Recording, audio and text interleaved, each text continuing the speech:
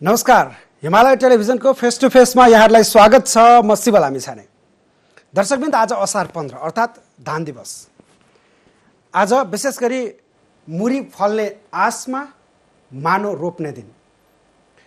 नेपालमा झन्डै कुल ग्राहस्थ उत्पादनको 1/3 हिस्सा कृषिले बोकेको छ। तर हामीले जनसङ्ख्या कति कृषिमा संलग्न छन् भनेर हेर्ने हो भने झन्डै 2/3 माथि जनसङ्ख्या कृषिमा प्रत्यक्ष रूपमा संलग्न भएको देख्न सक्छौँ। यसरी 2/3 जनसङ्ख्या कृषिमा संलग्न भए र 1/3 मात्र कुल राष्ट्र उत्पादनमा सहयोग भूमिका खेल्ने कृषि क्षेत्र, आजसम्म हामीले त्यसलाई फराकिलो र विस्तार गर्दै लैजान सकेनौँ, यसलाई सुधार गर्दै लैजान सकेनौँ, यसलाई समय सापेक्ष बलियो बनाउँदै लैजान सकेनौँ। जसका कारणले आज पनि हामीले कृषि क्षेत्रबाट सोचे जस्तो जिडिपीमा योगदान पाइराखेका छैनौँ। आज विशेष गरी असार 15 को दिन पारेर कृषि क्षेत्रको सुधारका लागि हामीले के गर्न सक्छौँ भन्ने विषयमा आज हामी कुराकानी गर्नेछौँ। यो कुराकानीका लागि हामीले कृषि विभागका महानिर्देशक डाक्टर रेवती रमण पौडेललाई स्टुडियोमा निम्त्याएका छौँ। आउनुहोस्, उहाँलाई स्वागत गरौँ। स्वागत छ। धन्यवाद। रेवतजी, मैले सुरुवात कहाँबाट गरेँ भने हामीले जहिले पनि भन्ने गरेको कृषि प्रधान देश, कृषि प्रधान देश, यो कृषि प्रधान देश हो नेपाल? हामीले कृषि प्रधान देश चाहिँ भन्नमा चाहिँ भनिरहेछौँ, तर व्यवहारमा चाहिँ त्यस्तो देखिएको छैन। किनभने कृषि प्रधान हुन्थ्यो भने हामी सबै कुराहरू हामी आफैको लागि सेल्फ सफिसियन्स हुनु पर्थ्यो।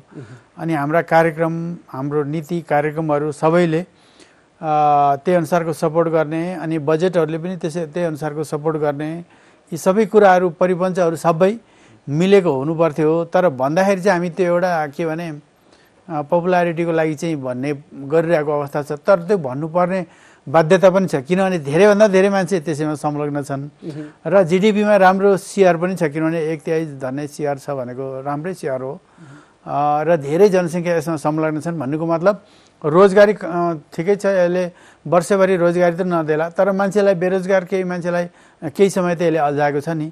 त्यो हिसाबले चाहिँ अब त्यसरी भनेको चाहिँ यस्तो भनौँ, इनपुटका हिसाबले हेर्ने हो भने यो कृषि प्रधान देश हो, आउटपुटका आधारले होइन। आउटपुटका आधारले हुन सकेको छैन। अब यो आउटपुटका आधारले पनि नेपाललाई कृषि प्रधान देश बनाउनका लागि चाहिँ कहाँ चुक्यौँ हामी?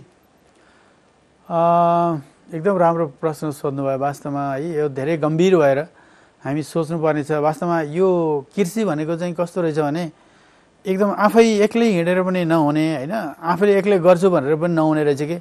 जस्तै कृषि कर्म गर्नको लागि त त्यहाँ चाहिँ हामीसँग माटो चाहियो होइन, माटोमा चाहिँ अब हामीले बिउ हाल्नु पर्यो, अनि त्यसपछि आएर पानी सिँचाइ बाहिरबाट दिनु पर्यो, त्यसपछि आएर अब त्यहाँ उत्पादन भएको चिजलाई चाहिँ बजारसम्म लानु पर्यो, त्यो बाटो पनि राम्रो हुनु पर्यो।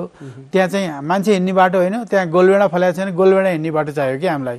जे बाली फलेको छ हामीलाई बाली फल्ने बाटो चाहियो। त्यसपछि त्यो चिजलाई केही प्रशोधन गरेर हामीले चाहिँ अब सबै चाहिँ कच्चा रूपमा मात्रै उत्पादन भएको हुन्छ। त्यो कच्चा रूपमा भएको उत्पादनलाई अब हामीले चाहिँ प्रशोधन गर्ने कुराहरू आदि इत्यादि गर्दा इनर्जी चाहियो होइन, त्यहाँ विद्युतदेखि लिएर अरू किसिमका इनर्जीहरू चाहियो। त्यसै गरी त्यो सबै कामहरू प्रपञ्चहरू सबै मिलाउँदाखेरि त्यहाँ विभिन्न किसिमका समस्याहरू समाधान होलान्, के अरे समस्याहरू आइपर्लान्। त्यो समाधान गर्नको लागि त्यहाँनिर अब चाहिँ भनौँ न, अब पुलिस प्रशासन, त्यहाँ चाहिँ गुड गभर्नेन्सका कुराहरूदेखि लिएर सबैको चाहिँ सहयोग भइदियो भने मात्रै अनि यो क्षेत्र चाहिँ अगाडि बढ्न सक्ने रहेछ। जस्तै उदाहरणको लागि भनौँ न, अब हामीले चाहिँ अहिले भनौँ न दुईतिर ठुला देशहरू छन्, चीन र चाहिँ भारत। यिनीहरूले चाहिँ कृषिमा चाहिँ बढीभन्दा बढी चाहिँ के गरिरहेछन् त सब्सिडी दिइरहेछन्।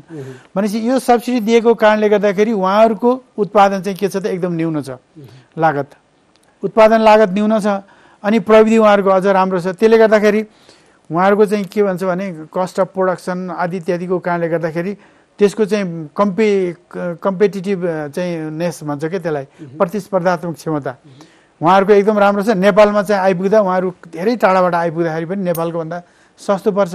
भनेपछि यहाँनिर के त प्रोटेक्सनको कुरा पनि रहेछ। कृषि भनेको एउटा संरक्षण गर्नुपर्ने विषय पनि रहेछ। भनेपछि संरक्षित तरिकाले चाहिँ गर्नको लागि भन्सारसँग पनि यो सम्बन्ध हुँदो रहेछ। के चिज ल्याउन दिने, के चिज ल्याउन नदिने होइन। भनेपछि अर्थ मन्त्रालयसँग पनि त्यतिकै अर्थ मन्त्रालयका अरू विङहरू आन्तरिक राजस्व अर्थ चाहिँ भन्सार लगायतका अरू चाहिँ कुराहरूसँग सम्बन्धित छ।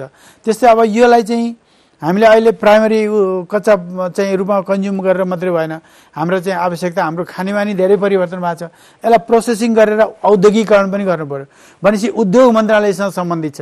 अनि कतिपय कुराहरू हामीले उत्पादन गरेको चिज वर्षभरि खाइन्छ, भनौँ न उत्पादन 3 महिना बाली लगाएर चाहिँ उत्पादन हुन्छ, धान मङ्सिरमा निक्ल्यो, हामी मङ्सिरमा उत्पादन भएको धान 12 महिना खान्छौँ नि, भनेपछि त्यसलाई सञ्चय पनि गर्नु पर्यो नि, भनेपछि यो वाणिज्यसँग पनि सम्बन्धित रहेछ।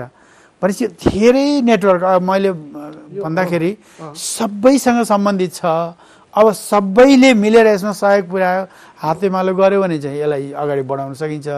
होइन भने अब आफ्नो आफ्नो सेक्टर मैले मेरो काम गर्छु अरू मतलब छैन भन्न थाल्यो भने उही हाम्रो के अरे सडक बनाउँदैछ एउटाले बनाएको सडक खनेर नाली बनाउँदैछ, अनि फेरि त्यो नाली पनि भत्काएर फेरि अर्कोले त्यहाँ के अरे बिजुली फेरि त्यहाँ पोल गाड्दैछ के गर्दैछ भने जस्तै त्यस्तै कामहरू चाहिँ यसमा भइरहेको छ। मलाई लागेको नि जस्तै हामीले कृषि प्रधान देश भने त धेरै समय भयो नि त। हजुर, तपाईँले सुरुमा सवारी चलाउँदाखेरि त यता क्लोज हेर्नु पर्ला, यता एक्सिलेटर हेर्नु पर्ला, यता ब्रेक हेर्नु पर्ला, कता साइड लाइट बाल्ने भन्ने चिज हेर्नु पर्ला, पानी परिरहेछ भने तपाईँले भाइजर चलाउनु पर्ला, अनेक चिज हुन्छन् नि त।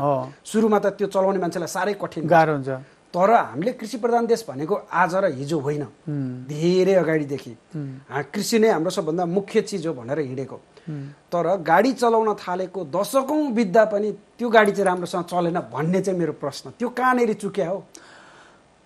त्यो चाहिँ अब यस्तो भयो, के भयो भने एउटा कुरो त हामी दुईटा ठुला देशको बिचमा पऱ्यौँ हामी है। ठुला देशको बिचमा पर्दाखेरि के हुने भयो भने उपभोक्तालाई चाहिँ हामी सधैँभरि सस्तो नै खुवाउनु पर्ने हुन्छ, महँगोमा उपभोक्तालाई खुवाएर सधैँभरि सम्भव पनि हुँदैन। र ती देशहरूमा चाहिँ कृषि क्षेत्रमा चाहिँ हेभी सब्सिडी छ। त्यो क्षेत्र मतलब ती देशहरूमा कृषिलाई चाहिँ उहाँहरूले चाहिँ अब कृषि फेरि दुईटा ठुलो जनसङ्ख्या भएका देश ठुलो आकारमा मात्रै होइन कि जनसङ्ख्यामा ठुलो, उहाँले कृषि बुझ्नु भएको छ कृषिको महत्त्व। किनभने त्यति ठुलो जनसङ्ख्या भएको देशमा अलिकति पनि फुड सेक्युरिटीको मामलामा चाहिँ तलमाथि पऱ्यो भने त ठुलो हेभोक सिर्जना हुन्छ नि। त्यसकारण पनि उहाँहरूले कृषिलाई संरक्षण गरेर एकदमै बढी लगानी दिएर धेरै अनुदानहरू दिएर धेरै क्षेत्रमा चाहिँ फोकस गरेर उहाँहरू जानुभएको छ। तर त्यो कुराहरू चाहिँ हामी के भने यो बिचमा फेरि केही समय हामी द्वन्द्वमा पनि हामी होइन आन्तरिक द्वन्द्वमा पनि परियो। त्यो हिसाबले गर्दाखेरि हाम्रा कृषिमा पहिला चाहिँ जुन युवाहरू लागिरहेको थियो नि, त्यो युवाहरू कृषि क्षेत्रबाट पलायन हुने, बिस्तारै पलायन हुने एउटा एक किसिमको संस्कारै बस्यो, ट्रेन्ड के अरे कोही अलिकति सक्षम अलि राम्रो देश जाने, एकदम सक्षमहरू चाहिँ अमेरिका बेलायत अस्ट्रेलिया युरोप जस्ता देशहरू जाने, अनि कमजोरहरू त्यस्तै देशहरूमा जाने, एकदम कमजोरहरू इन्डियातिर लेबर गर्न जाने अथवा चाहिँ अरबतिर जाने, यो ट्रेन्ड बस्यो होइन। त्यसले गर्दाखेरि यो एक किसिमको कल्चरै बस्यो। र अहिले हेऱ्यो भने गाउँमा तपाईँ जानुभयो भने महिला र बुढाबुढी बाहेक कोही पनि छैन गाउँमा त्यो खेती सम्हाल्ने मान्छे। त त्यो जनशक्तिबाट अबको यो खेती त सम्हालिँदैन नि त। आधुनिक किसिमका उपकरणहरू आछन्, त्यो चलाउनको लागि दिमाग पनि त्यस्तै चाहियो, अलिकति पढे लेखेको पनि हुनु पर्यो होइन, अनि अलिकति इनर्जी पनि चाहियो। महिलाको फेरि के छ त धेरै कार्यबोध छ, उहाँहरूले सामाजिक दायित्व पनि पुरा गर्नुपर्छ, आफ्नो प्रजननका कुराहरू छन्, बालबच्चा हुर्काउने कुराहरू छ, घरको आफ्नै रेखदेख गर्ने, किनभने घरको मुली त बाहिर गएको छ, टोटल सम्हाल्नु परिरहेको छ, उसलाई महिला आफैमा ओभरलोडेड छ। अब बुढाबुढी भने बुढाबुढी नै भइहाल्यो। यो अवस्था चाहिँ करिब भनौँ न 50-51 पछाडिको यो अवस्था त हामी 30 वर्ष त हुन लागिसक्यो त करिब। यो अन्तिम समयमा यो युवा पुस्ताको आकर्षण कसरी बढाउन सकिन्छ भन्ने विषयमा के भइरहेछ भन्ने विषयमा एकैछिन होला। तपाईँले भनेकै विषयलाई मैले समाएँ, हाम्रो सामु दुईवटा ठुला देश छन् भन्ने चिज चाहिँ हाम्रो लागि सम्भावना हो कि समस्या हो? यसलाई राम्रोसँग लिएर गयो भने सम्भावना हो। राम्रोसँग यसलाई बुझेर राम्रोसँग गर्ने हो भने सम्भावना हो। किन सम्भावना हो भन्दा तपाईँ इन्डियातिर हेर्नुभयो भने अब बर्खामा चाहिँ हामी इन्डिया त डुबान हुन्छ नि, तर हाम्रो पहाडका भागहरू त फेरि बर्सातको कारणले गर्दा भराभरा हुन्छन्। त्यहाँ चाहिँ हामीले त्यहाँको आवश्यकतालाई चाहिँ बुझेर चाहिँ हामीले यहाँ केही बालीहरू उत्पादन गर्ने भने सजिलै त्यो डुबेको ठाउँबाट उहाँहरूलाई विशेष गरेर तरकारीहरू अहिले बर्सातमा तराईतिर तरकारीहरू हुँदैन, त्यो तरकारीहरू हामी त्यहाँ लान सक्छौँ। त्यहाँ ठुलो जनसङ्ख्या छ, त्यहाँ अलिकति इकोनोमिकल्ली अलिकति चाहिँ राम्रै स्टाटस राख्ने मान्छेहरू पनि छन्। तिनीहरूलाई टार्गेट गरेर हामी प्राङ्गारिक उत्पादनतिर जाने हो भने र अनि विशिष्टीकृत उत्पादनतिर जाने हो भने त्यसको पनि मार्केट छ होइन। अनि त्यसपछि आएर अर्को ठुलो चाहिँ मैले देखिरहेको मार्केट के हो भने हाम्रो अरबमा पनि हाम्रो अहिले थुप्रै नेपाली दाजुभाइहरू गएको छन्। उहाँहरूलाई नेपाली टेस्टहरू चाहिएको छ, नेपाली खानाहरू चाहिएको छ। त्यहाँका मान्छेहरू पनि हाम्रो यहाँको विशिष्टीकृत क्षेत्रमा उत्पादन भएको, हिमालयन क्षेत्रमा उत्पादन भएको, पहाडी क्षेत्रमा उत्पादन भएको होइन, त्यो चाहिँ भनौँ न हाम्रा रैथाने बालीहरू होइन, एकदम बढी महत्त्व न्युट्रिसनको हिसाबले पनि अनि त्यसको चाहिँ भनौँ न अरू चाहिँ भ्यालुको हिसाबले पनि बढी महत्त्व राख्ने बालीहरू छन्। त्यो बालीहरूको पनि डिमान्डहरू अरब जस्ता देशहरूमा पनि हामी, किनभने हाम्रो त अहिले जहाजबाट नेटवर्क छ, एकदम हाई भ्यालु भएको तर भोल्युम चाहिँ लो, वेट लो भएका त्यस्ता चिजहरू एक्सपोर्ट गर्ने हो भने हामी धेरै कृषि क्षेत्रबाट चाहिँ धेरै हामी लाभहरू लिन सक्छौँ। तर यो बिचमा के भइदियो, हाम्रो कृषिको पहिलाका अलिकति पुर्खा भन्नु भने अग्रजहरूले, हाम्रै अग्रजहरूले पनि केही बेसहरू तयार गरेर जानुभएको थियो, त्यसलाई पनि हामीले अलिकति सम्हाल्न सक्छौँ। पहिलो कुरो त हामी अब सङ्घीयतामा गएको पनि करिब भनौँ न 5 वर्ष पुरा भइसक्यो। संविधान जारी गरेकै 72मा हो होइन, भनेपछि अब कार्यान्वयन गरेकै पनि 5 वर्ष भइसक्यो। यो बिचमा कृषिको संरचना चाहिँ बुझ्ने, अब बुझाउन सकिएन भन्नु पर्यो, बुझ्ने भन्दा पनि हामीले पोलिटिकल लिडरहरूलाई चाहिँ बुझाउन सकेनौँ कि जस्तो लाग्छ मलाई। कृषि भनेको एउटा विज्ञान हो कि यो विज्ञानलाई भाँचेर हामीले के गर्यौँ त 3 ठाउँमा चाहिँ राख्यौँ। त एउटा यो त सिङ्गो विज्ञान त एउटा सिङ्गो विज्ञान हो नि। यो विज्ञानलाई 3 ठाउँमा हामीले भाँचेर 3 ठाउँमा वितरण गऱ्यौँ र यसको लिङ्केजलाई हामीले चाहिँ स्थापित गर्न सकेनौँ। स्पष्ट बनाइदिउँ जस्तो भन्नुपर्दाखेरि, जस्तो अब आज मलाई तपाईँ पत्रकारहरूले के भन्नुहुन्छ भने रोपाइँ कति % भयो नेपालमा आज सोध्नुहुन्छ नि, तर मसँग जवाब छैन, मन्त्रालयसँग पनि जवाब छैन। तपाईँहरू सोद्धाखेरि त त्यो 773 पालिकासँग त सोध्नुहुन्न नि, सोद्धा त या त मन्त्रालयसँग सोध्नुहुन्छ या विभागसँग सोध्नुहुन्छ होइन, यही नै हो। तर त्यहाँबाट रिपोर्टिङ हुने सिस्टम चाहिँ अहिले हामीले यो हाम्रो भनौँ न अब इन्डिपेन्डेन्ट सरकार जस्तो किसिमको चाहिँ हाम्रो संविधानले त्यो बोलिदिएको छ र त्यहाँबाट रेगुलर रिपोर्टिङ हुने होइन, टेक्निकल लिङ्केज कोअर्डिनेसन यो मेकानिजमलाई चाहिँ स्ट्रङली चाहिँ इस्टाब्लिस गर्न नसकेका अहिले हामी चाहिँ तलतिर हाम्रो राष्ट्रिय नीति कार्यक्रम प्राथमिकताहरू के हुन् त्यो तल फ्लो गर्ने अनि त्यसको चाहिँ रिपोर्टिङ माथि आउने, त्यसको कार्यान्वयनमा सहजीकरण माथिबाट हुने, यी सबै कामहरूमा चाहिँ अलिकति हामी पछाडि परेको कारणले गर्दाखेरि हामी यो 5 वर्ष झन् हिजोको दिनभन्दा झन् अझ पछाडि जान लागिरहेको जस्तो। अब हामी त म त अब करिब जागिरको उत्तरार्धमा आइपुगेको छु। मैले चाहिँ हिजोको दिन सम्झिरहेको छु कि हिजोको दिनको काम गराएर अब आज चाहिँ यो काम गराइमा अलिकति अप्ठ्यारो फिलिङ मलाई चाहिँ भइरहेछ। जान्न मन लाग्यो सर, हजुर तपाईँहरूसम्म रिपोर्टिङ आइपुग्दैन भनेपछि आगामी वर्षको योजना चाहिँ विभाग मन्त्रालयले कसरी तयार गर्छ त? यो त एकदमै जटिल विषय होइन र? होइन, यस्तो छ, हामी बिचमा सचिवहरूसँग मन्त्रीज्यूहरूसँग बसेर नीति कार्यक्रम बनाउने बेलामा डायलग त गर्छौँ होइन। डायलग गर्नलाई त के अरे पास्टको स्टडी त हुनु पर्ला नि त।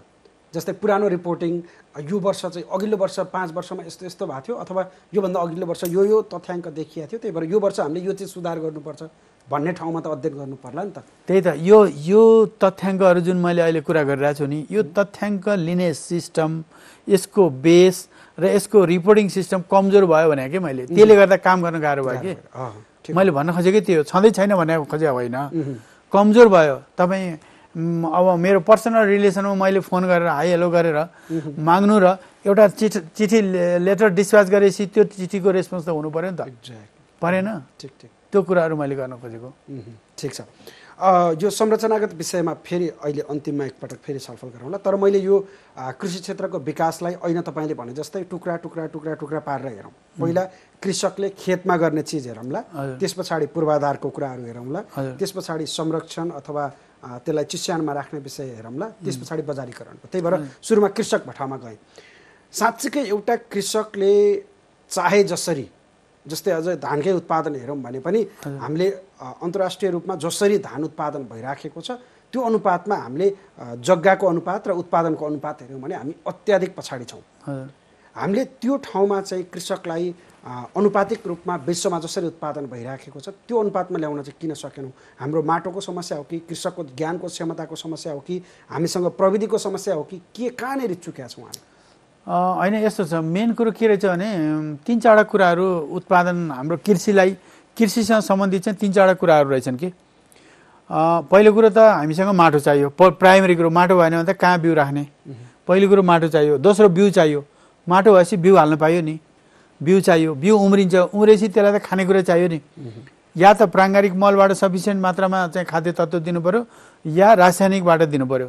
दुईवटा तत्त्व हो, प्राङ्गारिक र रासायनिक, दुईटैबाट मिलाएर ब्यालेन्स गरेर दिन सक्यो भने अति उत्तम हो। तैपनि हामी अहिले तत्काल म आज उत्पादन गर्छु भोलि माटो जे होला भन्न थाल्यो भने रासायनिकबाट पनि दिनु पर्यो, होइन? भनेपछि हामीले मल त्यहाँ दिनु पर्यो। त्यसपछि आएर अर्को उसलाई तिर्खा लाग्छ, बालीलाई, मान्छेलाई तिर्खा लागे जस्तै बालीलाई नि त तिर्खा लाग्छ। पानी दिनु पर्यो, समयमा पानी दिनु पर्यो नि। बालीले तिर्खाएर बसिरहेछ, त्यो तिर्खा मेटाउन सकेन भने बालीले उत्पादन दिन सक्दैन भने त्यति बेला के दिनु पर्यो त? बालीलाई पानी दिनु पर्यो, सिँचाइ दिनु पर्यो। त्यसपछि आएर अब हामी उत्पादन आउँछ, त्यति गरेपछि उत्पादन आउँछ हो। अब प्रविधि त हामी अब प्राविधिकहरू छौँ, पुग नपुग जेसुकै होस्। अब अरू जस्तै अब इन्डियामै हेर्नुभयो, चाइनामै हेर्नुभयो, बङ्गलादेश, यहीँ नजिकै भुटान, यिनीहरूमा तुलनात्मक रूपमा हेर्नुभयो भने त हाम्रो एकजना प्राविधिकले हेर्ने किसान कभरेज हेर्ने भने त धेरै बढी छ, त्यहाँ धेरै कम छ, होइन? अनुपात के त्यसको अनुपात चाहिँ धेरै किसानलाई हामीले हेर्नुपर्ने हुन्छ। त्यसले गर्दा सेवा कमजोर हुन्छ। तैपनि अहिलेको स्थितिमा हेर्दा हामी प्रविधिहरू दिन्छौँ। प्रविधि भन्नाले कसरी लगाउने, कहिले लगाउने, कहाँ लगाउने, होइन, कुन बाली कहाँ लगाउने, यी सबै कुराहरू दिइसकेपछि त्यहाँबाट उत्पादन आउँछ नि। आइसकेको उत्पादनलाई अब हामी के गर्नु पर्यो? भ्यालु चेनमा लानु पर्यो, त्यसलाई भ्यालु एडिसन गर्नु पर्यो, होइन? भन्नुको मतलब त्यसलाई ग्रेडिङ, प्याकेजिङ, लेबलिङ गर्ने, होइन, सरसफाइ गर्ने, अनि त्यसपछि आएर त्यसलाई त्यति गरिसकेपछि त्यसलाई प्रशोधनमा लैजाने हो कि प्याकिङ गरेर त्यसलाई कोल्ड स्टोरतिर सञ्चयतिर लाने हो कि, यी सबै कामहरू गर्ने जुन एउटा समग्रमा चाहिँ एउटा प्याकेज छ नि, यो सबै अघि मैले भने नि यी सबै प्याकेजहरू काम गर्दाखेरि सबैको त्यहाँनिर चाहिँ हातेमालोको आवश्यकता पर्छ कि धेरै निकायहरूको। यो हामी चाहिँ जोडिन चाहिँ हामी नसकिरहेको अहिलेको चाहिँ अवस्था हो कि। अब त्यसो भए त त्यो जम्मै जो निकाय त्योसँग सम्बन्धित छन्, यदि हामी आज हामीलाई कृषि प्रधान देश भन्ने र हामी साँच्चैकै कृषिबाट चाहिँ हाम्रो देशलाई माथि उकास्छौँ भनेर सोच्ने हो भने त यो जम्मै सम्बन्धित निकायहरू एकै ठाउँमा आएर मुठी नपर्दासम्म त यो कहिले पनि नहुने भयो नि त। अगाडि गाह्रो हुन्छ। यदि हामी सबै सम्बन्धित निकायहरू एकै ठाउँ बसेर काम गर्ने एउटा चाहिँ थलो चाहियो। जस्तै तपाईँ कोभिड लायो नि, कोभिड लाउँदाखेरि सबै निकाय एकै ठाउँ आउँथ्यो नि, प्रधानमन्त्रीले चेयर गर्नुहुन्थ्यो नि, होइन? प्रधानमन्त्रीले चेयर गर्नुहुन्थ्यो, सबै निकायहरू एकै ठाउँ आएर समस्या समाधान गर्थे नि। अब अहिले पनि त त्यस्तै क्राइसिस, यो कोभिड क्राइसिस भने जस्तै फुड क्राइसिस त अब आइसक्यो नि, तपाईँले देख्नुभयो नि, होइन? अब यो रसिया र युक्रेनको जुन वार भयो, इनर्जी क्राइसिस भयो, त्यो इनर्जी क्राइसिसले ग्लोबल्ली चाहिँ, होइन, अब मल उत्पादनमादेखि लिएर अरू विभिन्न कुराहरूमा चाहिँ क्राइसिस लिएर आइसकेपछि त अब जसरी कोभिड क्राइसिस हो, होइन, अब यो पनि फुड क्राइसिस आइसक्यो भनेपछि अब चाहिँ एकदमै देशको एक्जिक्युटिभ जो हुनुहुने राष्ट्रको एक्जिक्युटिभको चेयरमा यी सम्बन्धित निकायहरू बसेर यो चाहिँ इन्टिग्रेटेड एप्रोचबाट चाहिँ जाने हो भने मात्रै अब चाहिँ हामी अलिकति सही बाटोमा जान सक्छौँ होला। नभएदेखि अब दिनहरू चाहिँ कठिन दिनहरू आइरहेछन् हाम्रो लागि। रेवतजी, तपाईँहरूको उद्देश्यहरू हेर्ने हो भने निर्दिष्ट उद्देश्यको बुँदा नम्बर 1 मा कृषि वस्तुको बढ्दो आन्तरिक तथा बाह्य माग परिपूर्ति गर्न, उत्पादन र उत्पादकत्वमा वृद्धि ल्याउने भन्ने बुँदा सबभन्दा 1 नम्बरमा लेखेको रहेछ। त्यो भनिरहँदा अब त्यो कृषकलाई आवश्यक पर्ने बिउको, मलको, सिँचाइको लगायतको विषय यसले समेट्छ कि समेट्दैन? होइन, यस्तो छ, जस्तै उत्पादकत्व वृद्धि गर्ने भन्दाखेरि अब एउटा चाहिँ बिउ हो, उत्पादन बढाउनको लागि बिउको हिस्सा चाहिँ 25% हुन्छ भन्छन्। बिउको योगदान चाहिँ राम्रो बिउ भएर नराम्रो बिउ हुँदाखेरि, राम्रो बिउ हुँदा 25% बढाइदिन्छ त्यसले। भनेपछि त्यो चाहिँ बिउहरू अनुसन्धान केन्द्रसँग सम्बन्धित छ। त्यो चाहिँ हामी अनुसन्धान केन्द्र हाम्रो चाहिँ सहकार्य छ। हाम्रो समस्यामा आधारित कुराहरूमा हामी बिचमा बसेर छलफल गर्छौँ। हामीले यो विषयमा जानु पर्यो भन्ने हिसाबले हामीले चाहिँ काम गरिरहेछौँ। अब एउटा सिँचाइ हो। अब सिँचाइसँग पनि हाम्रो एक किसिमको फङ्सनल हिसाबले चाहिँ छ कोअर्डिनेसन चाहिँ, तर त्यो चाहिँ इम्प्लिमेन्टेसनमा जाँदाखेरि चाहिँ फेरि अब चाहिँ संरचनागत हिसाबले चाहिँ एउटा चाहिँ अलि लुज किसिमको बन्डिङ त छ, तर इम्प्लिमेन्टेसनमा जाँदाखेरि त्यो फेरि डाइल्युट भएर गइरहेछ। जस्तै म एउटा उदाहरण दिउँ तपाईँलाई, हामीलाई पानी चाहिँ अहिले त्यति आवश्यक पर्दैन, करिब करिब माथिबाट आएको पानीले पनि धेरै जसो ठाउँ कभर गर्छ। जब पुस माघ पछाडि चाहिँ जब हामीलाई चाहिँ पानी चाहिन्छ नि, अनि त्यति बेला चाहिँ सिँचाइको चाहिँ मर्मत गर्ने बेला भइदिन्छ कि। अब त्यो भइदिएपछि त अनि अब हामीलाई पानी चाहिने बेला उहाँहरू मर्मत गरेर मुहानदेखि पानी आउने चाहिँ मुहान मर्मत गर्न थालिदिएपछि त अनि बिग्रियो नि त। अनि किसानले त अनि अब हिउँदे बालीमा त उहाँहरूलाई त मार पर्यो। अनि पानीले अघि मैले भने जस्तै बिउ मल पानी यो त मुख्य कुरो हो नि त उत्पादन बढाउनको लागि, होइन? भनेपछि अब यदि मर्मत गर्नु छ भने पनि ठेकेदारलाई 15 दिनको समय दिने, बाली हार्भेस्ट गर्ने बित्तिकै जस्तो धान हामीले कहिले हार्भेस्ट गर्छौँ, मङ्सिरमा हार्भेस्ट गर्छौँ, मङ्सिर र पुस भित्र त्यो मर्मत गरिकन सब टुङ्ग्याएर चाहिँ यो बसन्ती बाली लाउनको लागि तयार गरिदिनु पर्यो नि त उहाँहरूले, कुलो तयार गरिदिनु पर्यो नि। यो कुराहरू हामी बारम्बार कुराहरू गर्छौँ कि त्यो उहाँहरू रियलाइज पनि गर्नुहुन्छ। तर काम गर्दै गर्दै जाँदा, ठेकेदारले काम गर्दै गर्दै जाँदाखेरि यो 1 महिनामा दिएको काम 3 महिना 6 महिना पनि सन्ध्याउँदैन। अनि गर्ने के त? त्यसको मोनिटरिङ गर्नका लागि अन्य कुनै, जस्तै तपाईँहरूको उद्देश्य त कतै न कतै नेपाललाई कृषि प्रधान देश भनिरहँदाखेरि साँच्चीकै यहाँनिर कृषिका अनेक सम्भावनाहरू देखिउन्, युवा पुस्ताहरू कृषिमा सामेल हुन्, एउटा कृषकले राम्रोसँग सबै उत्पादन गर्न सकोस्, उसले भनेको समयमा बिउ सम्मानित होस्, सबै चिज पाओस्, लास्टली त्यो एउटा सम्मानित पेसा बनोस् भन्ने। त्यो भइराख्दाखेरि 5 वर्षदेखि यो नयाँ संरचना आएको 5 वर्षदेखि यो चलिराखेको छ, यस्तै गरी चलिराखेको छ। अब त्यहाँनिर विक पोइन्ट छ भन्ने थाहा पाउँदै त्यो आजसम्म समाधान चाहिँ किन भएन? अब एउटा कुरो मैले दिन्छु, अब जस्तो काम गर्नु पर्यो होइन, त्यहाँ पुँजी लगाउनु पर्यो नि, पुँजी लगाउँदा त पैसा चाहियो। अब अहिले हेऱ्यो भने हामीले तपाईँ ब्याङ्कमा जानु हो भने पैसा छैन, अहिले थाहा छ नि तपाईँलाई, ब्याङ्कमा पैसा छ त अहिले छैन। हाम्रा चाहिँ उद्यमी बन्न खोजिरहेका किसानहरू ब्याङ्कमा जानु भने ब्याङ्कले पैसा दिँदैन, दिइहाल्यो भने पनि लोनको रेट चाहिँ एकदम हाई छ। त्यति धेरै चाहिँ उच्च ब्याज दरमा ऋण लिएर अनि हाम्रो किसानहरू कसरी सस्टेन हुन्छन् ल भन्नु त? अघि मैले भने नि, मैले अघि भन्न छुट्याएँ, त्यो पनि ब्याङ्क पनि सम्बन्धित छ हामीसँग, हाम्रो कृषिसँग ब्याङ्क पनि सम्बन्धित छ। भने त्यो उहाँहरूलाई त 0% ब्याजमा चाहिँ ब्याज दिनु, के अरे लोन दिनु पऱ्यो क्या किसानलाई, किनभने उहाँहरू किसान भनेको त हाम्रो लागि त उहाँहरू देउता जस्तै हो। तर तपाईँले यो हेर्नुभयो भने करिबन अहिले यो मङ्सिर पछाडिको समस्या चाहिँ त्यही होला।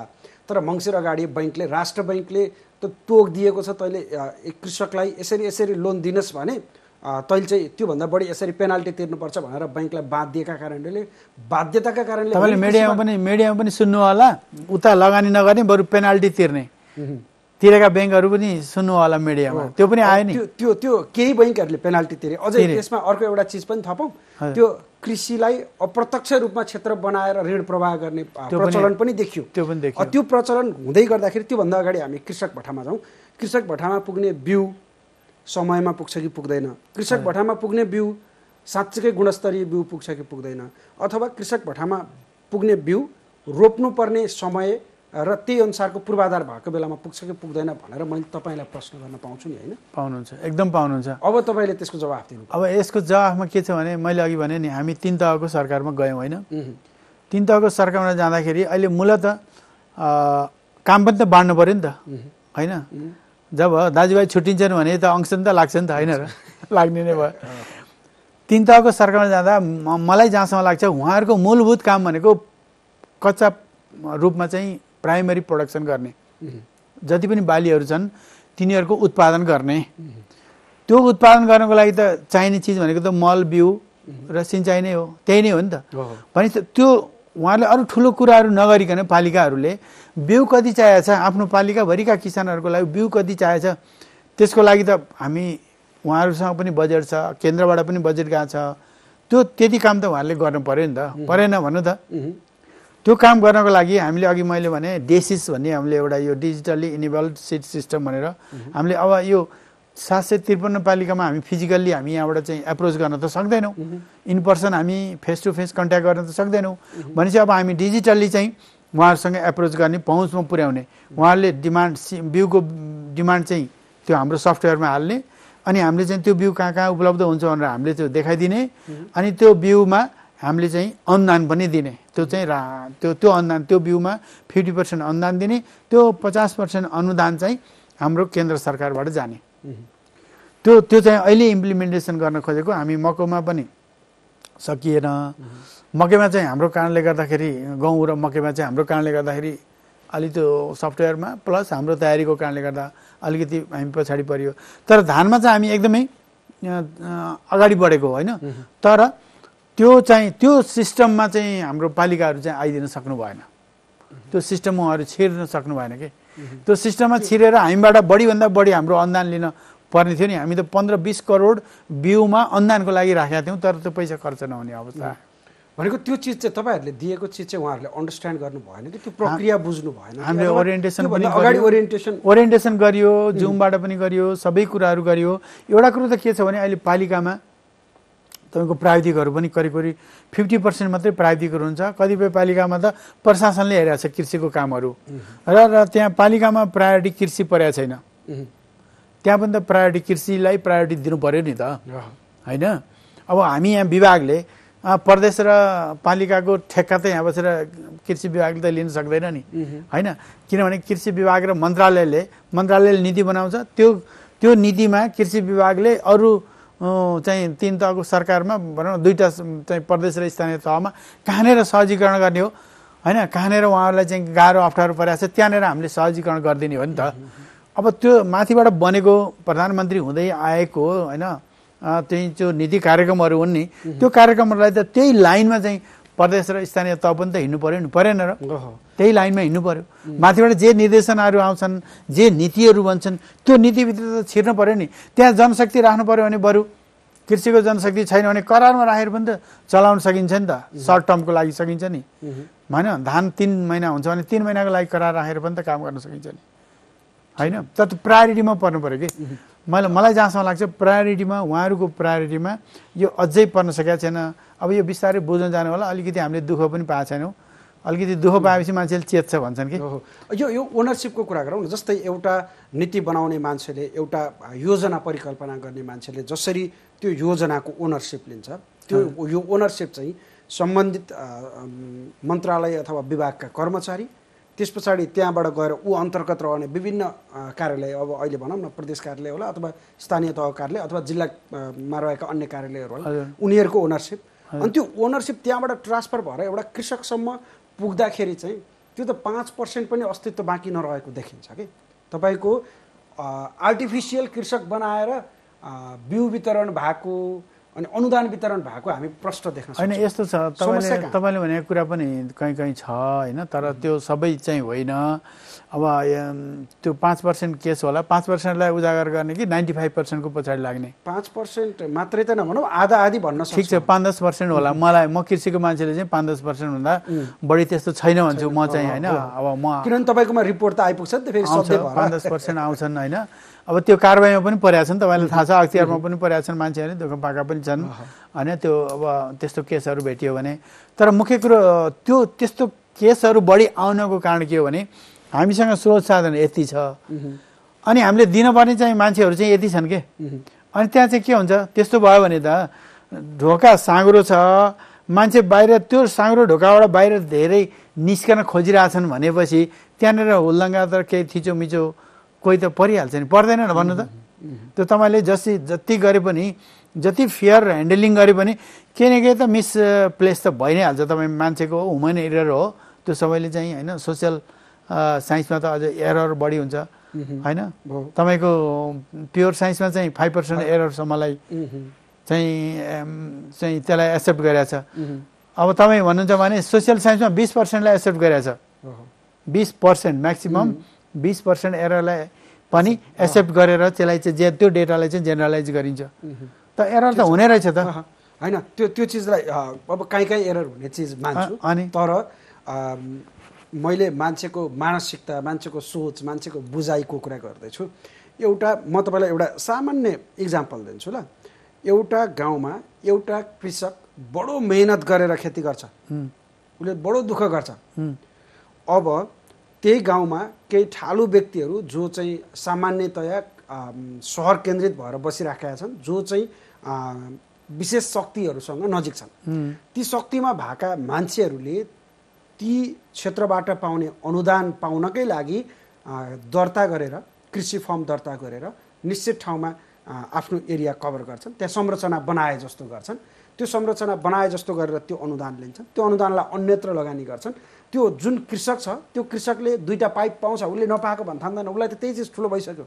तर मुख्य रूपमा पाउने पर्ने अनुदान चाहिँ त्यो कृषकले पाउँदैन क्या, अर्कै मान्छेले पाइरहेको। यो त झन्डै 50% भन्दा बढी चाहिँ यस्तै भइराखेको छ। मैले बुझेँ तपाईँको कुरो। म गर्छु, सबै ठाउँबाट सिफारिस भएर आएको हुन्छ, पालिकादेखि लिएर त्यो गर्ने संलग्न सम्बन्धित सम्पूर्ण निकायबाट सिफारिस भएर आएको हुन्छ। म गर्छु भन्छ होइन, सबै कुराहरू यताउता हेर्दाखेरि उसको जग्गा जमिन छ, सबै छ, गाउँमा बसेको छ, खेती गरेको छ, म गर्छु भन्छ। अनि उसले गरेर पनि केही देखाउँछ भने त्यसलाई त सपोर्ट त गर्नु पर्यो नि त। तर अब कतिपय कुरा तपाईँले भने जस्तै हाम्रो सेलेक्सन प्रक्रियामा त्यो एरर चाहिँ इन्टेन्सनल हो कि नन इन्टेन्सनल, त्यो चाहिँ विचार गर्नु पऱ्यो कि। गर्छु भन्ने मान्छेलाई दियो, अब बिचमा गरेर छोडेर हिँड्यो त, अब गरेन छोडेर हिँड्यो, अब त्यसलाई के गर्ने त? त्यसमा पहिलेदेखि गरिरहेकोलाई अलि विशेष ग्राह्यता दिनुपर्ने थियो कि त्यहाँनिर भयो भने हामी अलिक कम चुक्थ्यौँ कि? अब यस्तो छ, तपाईँले भनेको कुरा पनि सही हो, तर एउटा कुरो के हो भने सरकारले चाहिँ अनुदान धेरै दिन सक्दैन। 50% अनुदान भन्छ, 25% अनुदान भन्छ। अनि त्यो कामहरू गर्नको लागि अलिकति ठुलो बजेट चाहिन्छ र साना किसानले त्यो बजेट जुटाउन सक्दैन। हामीलाई त गर्नु परेको छ त, एउटा दुध सङ्कलन गरेर, दुध प्रशोधन गरेर, दुधको केही परिकार बनाएर मार्केटमा ल्याउन त परेको छ त। अनि त्यो मार्केटमा ल्याउनलाई त एउटा पुँजी नभएको मान्छेले त गर्न सक्दैन। पुँजी उसको जायज यथा नभएको मान्छेलाई ब्याङ्कले नि पत्याउँदैन। अनि केही भएको जायज यथा भएको केही गर्छ कि भने यस्तो मान्छेलाई त दिन त पर्यो नि। अनि गर्छु भन्दा भन्दै गर्दा गर्दै गर्दैन त, अनि के गर्ने ल भन्नु त? म तपाईँलाई एउटा उदाहरण दिउँ। म योभन्दा अगाडि, विभागभन्दा अगाडि मन्त्रालय केही समय बसेँ र म लुम्बिनी प्रदेशमा थिएँ कि। लुम्बिनी प्रदेशमा म एउटा मात्रै सानो उदाहरण दिन्छु म तपाईँलाई। लुम्बिनी प्रदेशमा हामीले चाहिँ यो अब एकदम साना, तपाईँले भने जस्तै साना किसानलाई पनि केही गरौँ न त। उहाँलाई एउटा सानो हलो नभएर अड्क्या होला, एउटा सानो मोटर नभएर अड्क्या होला, एउटा सानो चाहिँ तपाईँको भनौँ न औजार उपकरणहरूमध्ये कुनै मेसिनरीहरू 50,000, 25,000, 20,000, 10,000 पर्ने उपकरण नभएर ऊ अड्केको होला भनेर हामीले त्यस्तो कार्यक्रम चाहिँ कृषि मन्त्रीसँग के त्यस्तै समथिङ त्यस्तै कृषकसँग कृषि मन्त्री कार्यक्रम त्यस्तै एउटा कार्यविधि बनाएर त्यो कार्यान्वयन गरौँ। एकदमै गाउँमा जाँदाखेरि मन खाने मान्छेलाई चाहिँ दिन सकियोस् भन्ने हिसाबले गरियो। अब त्यो अघिल्लो वर्ष के गरेर रहेछ त्यो कार्यक्रम भने, म जानुभन्दा अगाडि त्यो कार्यक्रम कार्यान्वयन गरेर रहेछ। त्यो कार्यक्रम के हो भने, अब गाउँमा घुम्दै जाँदाखेरि त्यो मान्छेहरूलाई ऱ्यान्डमली छनौट गरेर पहिचान गरेर चाहिँ दिएको रहेछ। त्यसरी दिँदाखेरि चाहिँ दोस्रो वर्ष चाहिँ अडिटरले के उनी भने प्रतिस्पर्धा नगरिकन यो कार्यक्रम दिएको, यो चाहिँ औचित्य देखिएन भन्यो। त्यहाँ चाहिँ हामीले चाहिँ के भने उसको निवेदन पनि नलिएकन उसलाई चाहिँ बोलाएर ल तिमीलाई के चाहिन्छ भनेर उसको गाउँघरमा जाँदा मलाई यस्तो भयो, म यो गर्थेँ भने आधारमा ल तिमी आऊ, म तिमीलाई मोटर एउटा चाहिएको रहेछ, म मोटरको लागि चाहिँ तिमीलाई चाहिने पैसा अनुदान 50% म दिइदिन्छु भनेर बोलाएर त्यसरी चाहिँ त्यो कार्यक्रम सम्पन्न गराएर रहेछ। केही तर लक्ष्य भन्दा केही कम कार्यक्रम सम्पन्न गराएर रहेछ। अडिटरले भन्यो यो प्रतिस्पर्धा नगराई यो कार्यक्रम गरेको औचित्य देखिएन, यो चाहिँ गैर कानुनी छ भन्यो। भनिसकेपछि अनि अर्को वर्ष हामीले त्यो कार्यक्रम त अब यसरी गर्नु भएन, यो त प्रतिस्पर्धा गराउनु पर्ने रहेछ भन्यो। 1 करोड जति बजेट थियो जस्तो लाग्छ मलाई। प्रतिस्पर्धा गर्नु भनेपछि त सूचना निकाल्नु पर्यो। ल यस्तो चाहिँ हाम्रो यस्तो कार्यक्रम छ, यसरी सानोतिनो कुनै चिजहरू तपाईँहरूलाई चाहिँ काम गर्नको लागि चाहिँ बाधा अडचन छ भने हामी सहयोग गर्छौँ भनेर गरिसकेपछि तपाईँको 2600 वटा निवेदनहरू आयो। 2600 निवेदनको तपाईँ गाउँमा घरमा गएर इभ्यालुएसन गरेर उसलाई सम्झौता गरेर अनि उसलाई तपाईँ इम्प्लिमेन्टेसन गर्न सक्नुहुन्छ हाम्रो मेसिनरीले? सकिन्छ ल भन्नु त? सकिँदैन। यदि हामीसँग बजेट त्यो 2600 मान्छेलाई दिने बजेट चाहिँ 15 करोड जति चाहिने आयो। अनि मैले भने मन्त्रीज्यूसँग ल 15 करोड बजेट अर्थबाट मगाउनु मन्त्रीज्यू, हामी सबैलाई दिइदिउँ, त्यो भएपछि छान्न पनि परेन होइन? अब यो सेलेक्सन प्रक्रियामा जानु परेन। त्यो 2600 निवेदन सेलेक्सन गर्न जाने हो भने हामीलाई 1 वर्ष लाग्थ्यो हाम्रो मेसिनरीबाट। हामीलाई कार्यान्वयन गर्नु परेको थियो 2-3 महिनाभित्र। भनेपछि 15 करोड पनि ल्याउन सकिएन अर्थबाट। त्यो कार्यान्वयन पनि गर्न सकिएन, किनभने प्रतिस्पर्धा बेगर चाहिँ म गर्न सक्दिनँ भने मैले अब केहीलाई दिउँ भन्नुभएको थियो, मैले त्यो गर्न सक्दिनँ किनभने एकपल्ट अडिटरले निकालिसकेको छ। त्यसकारण अब हामी कि त यो कार्यक्रम ड्रप गर्नुपर्छ भनेर हामी त्यो कार्यक्रम ड्रपै गरियो। अब मैले दुईवटा समस्या देख्छु कि म एउटा नागरिकको आँखाबाट हेर्दाखेरि एउटा चाहिँ शक्तिमा रहेको मान्छेको नियत एउटा चिज भयो, उसले आफ्नो पेरिफेरी र उसका आफन्त वरिपरिका मान्छेलाई हेर्ने एउटा प्रवृत्ति। र अहिले तपाईँले भने जस्तै सित्तै पाएगा त अलकतरा भी खाएगा भन्छ नि एउटा, त्यो यो सित्तैमा आएको भनेपछि जे चिज पनि उठाइदिइहाल्ने। अब तपाईँको भूकम्पमा घर भत्किया थियो कि थिएन थाहा छैन, तर होइन सित्तै होइन, त्यो 50% त उसको लागत हुन्थ्यो, 50 मात्रै हाम्रो हो। त्यसो सित्तैमा त केही पनि दिँदैन, हामीले केही पनि दिँदैनौँ, 50% त उसको लागत हुन्छ नि त्यहाँ। ठिक, त्यसो भए त त्यो चिज उसले चाहेरै माग्यो, जायजै हो त्यो। अब अहिलेसम्म हामीले यो कृषि कर्म जुन खेतमा कृषकमाथि बिउ अथवा प्रविधिका विषयमा कुरा गऱ्यौँ। अब यो बाहेकका एउटा कृषकले उत्पादन गरिसकेपछि त्यसलाई लैजानका लागि बाटो अथवा अन्य पूर्वाधारहरू, त्यसलाई स्टोर गर्नका लागि त्यसका पूर्वाधारहरू का विषयमा चाहिँ हामी सबल छौँ अथवा त्यसमा हामी कहाँ चुकेका छौँ?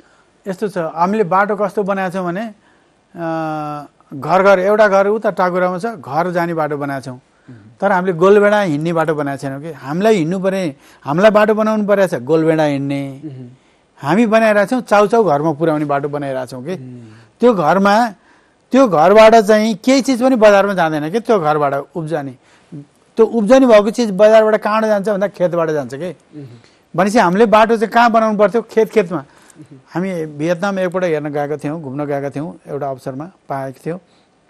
त्यहाँ चाहिँ सरकारले अरू केही अनुदान दिँदो रहेनछ, यस्तो राम्रो ढलान गरेर खेतमा यस्तो राम्रो बाटो लगिदिँदो रहेछ ताकि त्यहाँको उत्पादन चाहिँ सजिलै त्यही प्याकेजिङ ग्रेडिङ गरेर चाहिँ मार्केटसम्म जान सक्दो रहेछ कि। अब हाम्रो प्रायोरिटी के छ त? बाटो बनाउने प्रायोरिटी तपाईँले हेर्नुभयो भने सबै हाम्रा डाँडाकाँटामा चाहिँ बाटो घुमाएर हेर्नु त जम्मै बाढी पहिरोदेखि लिएर सारा कुराहरू चाहिँ अहिले त्यसैले निम्त्याएको छ नि। हामी क्लाइमेट चेन्ज भन्छौँ। क्लाइमेट चेन्ज होइन, हामीले क्लाइमेटमाथि अतिक्रमण गरेर यो भएको हो कि। हामीले क्लाइमेटले हामी माथि गरेको होइन, हामीले यो मौसम र यो चाहिँ पर्यावरणमाथि हामीले अतिक्रमण गरेर अनि त्यसको रियाक्सन मात्रै हामीलाई दिएको हो कि। त्यो भियतनाम घुमेर आइसकेपछि नि सर त्यसको सिकाइबाट यो चिज गरौँ भनेर केही चिज अगाडि बढाउनु भयो, केही प्रस्ताव गर्नुभयो, यसो गर्न सकिँदो रहेछ, यसो गर्ने हो भने त यसलाई अझै बेस्ट बनाउन सकिने रहेछ। हाम्रो हातमा त सडक बनाउने काम चाहिँ हाम्रो उसमा त पर्दैन म्यान्डेटमा। हामीले त हाम्रो म्यान्डेटमा परेको चिज नै गर्ने हो। हामीले बिउ ल्याउने, बिउ किसानलाई दिने, त्यो बिउ कसरी लगाउने भनेर सिकाउने, त्यहाँबाट आएको चिजहरूलाई त्यसलाई के बनाएर प्रशोधन गर्न सकिन्छ, कहाँ लगाएर बेच्न सकिन्छ, यिनै कुराहरू त हो। यो चारतिर मुख फर्काएर त यो कहिले पनि नहुने भयो भनेर बुझ्छु म त। यो होइन कि त एउटा मुठी तयार गर्नु पर्यो, त्यो सडक विभागको अथवा पूर्वाधारको विषय, यता कृषकको विषय, यता सिँचाइको विषय, अनि अझै बजारीकरणको विषय, यता अर्थ मन्त्रालयको विषय, जम्मै विषयलाई जोडेर एउटा मुठी तयार नगर्दा होइन, एउटा पोलिसी बनाएर सबै त्यहाँबाट त्यही अनुसार हिँड्नुपर्छ भनेपछि त हुन्छ नि त। भनेको त्यो पोलिसी निर्माणमा तपाईँहरूले दबाब दिनु पर्यो नि त। त्यसो भए हाम्रो कृषि क्षेत्रको विकासका लागि चाहिँ घरभन्दा पनि खेतसम्म हामीले त भनिरहेको छ। तपाईँसँग यो बोल्ने मौका पाएँ, मैले बोलेँ नि त। यो कुरो त अब सबैले सुन्नुभएको छ त, नेपालभरिका जनताले सुन्नुभएको छ। जनता पनि आफै सरकार हो नि त। उहाँले सरकार बनाउनु छ, उहाँ सरकार होइन। अनि उहाँले आफ्नो प्रतिनिधिलाई भन्नु परेन? ठिक छ ल। अब हामी अन्तिममा छौँ। अब यो धेरै विषय बाँकी छ कि, यति धेरै विषय बाँकी छ तैपनि सकेन। तर अन्तिममा अब युवा पुस्ताको आकर्षण गराउन नसक्दासम्म कृषि क्षेत्रको विकास हुन्न भन्ने विषयमा हामी सबैजना क्लियर छौँ एकदम। युवा चाहिँ अबको पुस्ता भनेको के अरे, अबको कृषि भनेको युवाले गर्ने हो। अब त्यो युवा पुस्ताको आकर्षण चाहिँ किन भने जसरी भइराखेको छैन आजको दिनमा? के चिज रहेछ यिनै इनेबलिङ इन्भाइरोमेन्ट भन्छ नि, यो सहजीकरण गर्ने वातावरण। एउटा विद्यार्थी, स्नातक विद्यार्थी कृषिको पढेर निस्किएपछि विदेश जाने मात्रै कुरा गर्छ उसले। यहाँ बसेर काम गर्ने वातावरण उसले देखिरहेको छैन। हामीले सोध्छौँ उहाँहरूसँग, तिमी किन विदेश जाने कुरा गर्छौ भन्यो भने यहाँ मैले गर्न खोजेको कुरामा मलाई सपोर्ट गर्ने कुनै ह्यान्ड्स नै छैन, अनि म एक्लै कसरी हिँड्न सक्छु भन्छ के हो। उसलाई त हामीले टिकाउनको लागि त उसलाई कहाँनिर के अप्ठ्यारो परेको छ, ऊ ब्याङ्क जाँदा ब्याङ्कले ऋण दिनु पर्यो, ऊ चाहिँ भनौँ न प्रविधि लिने ठाउँमा जाँदा उसलाई प्रविधि सहज रूपमा पाउनु पर्यो, उसलाई कुनै भनौँ न चाहिँ सरकारका कुनै पनि अङ्गहरूबाट केही साह्रो परिरहेछ भने उसले तुरुन्तै त्यो चिजहरू सहजै पाउनु पर्यो। कृषिलाई म कृषि गर्छु भनेर आउने मान्छेलाई फर्स्ट हुनु पर्यो कि एग्रिकल्चर इज द फर्स्ट हुनु पर्यो कि, कृषि फर्स्ट। अब यहाँ त के त अरू क्षेत्र फर्स्ट छ। तपाईँ मन्त्रालय चाहिँ पोलिटिसियनले रोज्दा कुन मन्त्रालय रोज्नुहुन्छ? कृषि रोज्नुहुन्छ। तर हामी बिहानदेखि बेलुकासम्म त हाम्रो प्लेटमा त यिनै खानेकुराहरू आउनुपर्छ नि त। यही खानेकुराहरू नभए भने त हामी बाँच्दैनौँ। त कृषि फर्स्ट नभएसम्म नि हाम्रो पोलिटिसियनहरूले कृषिलाई नरोज्दासम्म यस्तै हो अवस्था। ठिक हो। त्यो ओभरअल चिज जस्तै एउटा कृषकले यो मेरो सम्मानित पेसा हो भन्ने ठाउँमा बसेर सोच्न नसकिराख्दाखेरि त्यसको कतै न कतै हिस्सेदार म पनि हो जस्तो लाग्छ कि लाग्दैन? लाग्छ एकदम। मैले पनि गरेँ होला केही कमजोरी, गर्न खोज्दै गर्न सकेको छैन होला। एउटा विभागको नेतृत्व गरेर बस्दाखेरि मेरो आफ्नै पर्सनल लिमिटेसन पनि होला, केही संस्थागत लिमिटेसनहरू होलान् होइन। मैले केही गर्न खोज्दैछु तर म एक्लै हिँडेर हुँदैन, मेरो टिमले पनि मलाई साथ दिनुपर्ने हुन्छ होला। विभिन्न कुराहरू छन् नि त। र यो सबै कम्प्लेक्सिटिजहरूमा सोसियो पोलिटिकल र इकोनोमिक यी सबै कुराहरू चाहिँ यहाँनिर आउँछन्। मिक्सअप हो यो प्रोडक्ट, बाई प्रोडक्ट हो के यो सबै। हाम्रो समाज भनेको यो सबै कुराको बाई प्रोडक्ट हो। यो बाई प्रोडक्टले मलाई चाहिँ असर गरेर हुन्छ, तपाईँलाई नि असर गरेर हुन्छ। तपाईँले जुन क्षेत्रमा यहाँ काम गर्दै हुनुहुन्छ नि, तपाईँले के भने जति चाहे जति गर्न सक्नु भएको छ? पक्कै नहोला। त्यस्तै हो। ठिक छ, हस् रेवतीजी, यहाँको यो समय र यो कुराकानीका लागि तपाईँलाई धेरै धेरै धन्यवाद। हस् धन्यवाद। मलाई यो हिमालयन टिभीमा बोलाएर मेरा केही कुराहरू अब कृषिलाई कसरी अगाडि बढाउँ भन्ने कुराहरू चाहिँ सधैँभरि रहिरहन्छ कि चिन्ता र चासोको विषय यो सबैको छ जस्तो लाग्छ मलाई। किनभने म एकछिन खाने समयमा म खान पाइनँ भने म काम गर्न सक्दिनँ, बुझ्नु भएन? भोको पेटले कहिले पनि शान्ति ल्याउँदैन कि, अशान्ति नै मचाइरहेको हुन्छ। त्यस कारण पनि यो कुराहरू गर्ने एउटा कृषिको विषयमा आज धान दिवसको अवसर पारेर कृषिका कुराहरूको बारेमा चर्चा गर्ने जुन एउटा अवसर सिर्जना गरिदिनु, म त आज धानकै गुणगान गाउनुपर्छ भन्ने मैले विचारले आइरहेको थिएँ। तैपनि हामी धानकै वरिपरि रहेर अरू विषयहरूमा कुराहरू गऱ्यौँ। म हिमालय टेलिभिजनलाई चाहिँ मेरो कुरा राख्ने अवसर दिएको म धन्यवाद दिन चाहन्छु। हस् धन्यवाद रेवती। दर्शकबिन्दु, उहाँ हुनुहुन्थ्यो कृषि विभागका महानिर्देशक डाक्टर रेवती रमन पौडेल। आज हामीले विशेष गरी समग्र रूपमा नेपाललाई कृषि प्रधान देश भनिराख्दा पनि किन कृषिको क्षेत्रमा हामीले उल्लेख्य प्रगति गर्न सकेनौँ भन्ने विषयमा कुराकानी गऱ्यौँ। आजका लागि कार्यक्रम फेस टु फेस सकिएको छ। हिमालय टेलिभिजन हेर्दै रहनुहोला। नमस्ते।